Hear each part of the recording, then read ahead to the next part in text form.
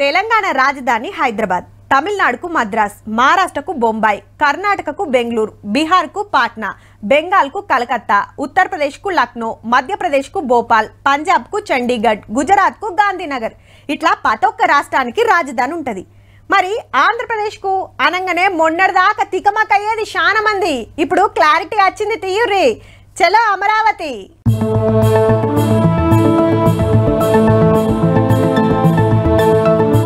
Right, అందాల అమరావతి మహానగరం కట్టే కార్యం మళ్ళా చాలైంది. ఇదే ఇక ఆంధ్రాకు రాజధాని. 49,000 కోట్ల రూపాయల పనులను ప్రధానమంత్రి మోడీ సార్ షురూ చేసిండి. ఇయాల అసెంబ్లీ గిట్ల, సచివాలయం గట్ల, హైకోర్టు గీ తీర్ల కడతారు. ఎటు చూసినా మొగుళ్లు దాకే బంగ్లాలు, అద్దాల మేడలు, పచ్చని పార్కులు, నూనె పోసెత్తుకునేంత నున్నటి రోడ్లు, సకల సౌలతులు. అబ్బా, పట్నం అంటే గిట్లు ఉండాలి రాబాయ్ అన్నట్టు కడతారట. మూడేళ్లల్లా 29 ఊర్ల నుంచి 34,000 ఎకరాలు తీసుకున్నారు కొత్త సిటీ కోసం.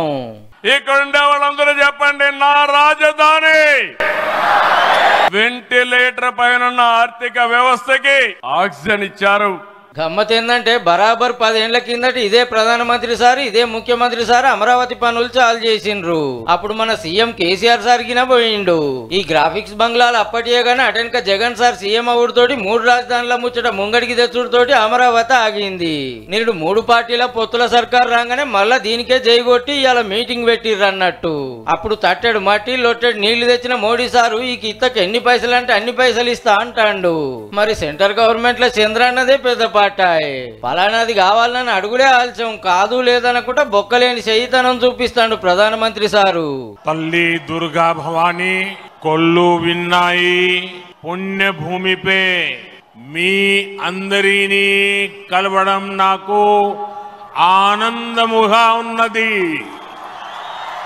అమరావతి కేవలం ఒక నగరం కాదు, అమరావతి ఒక శక్తి.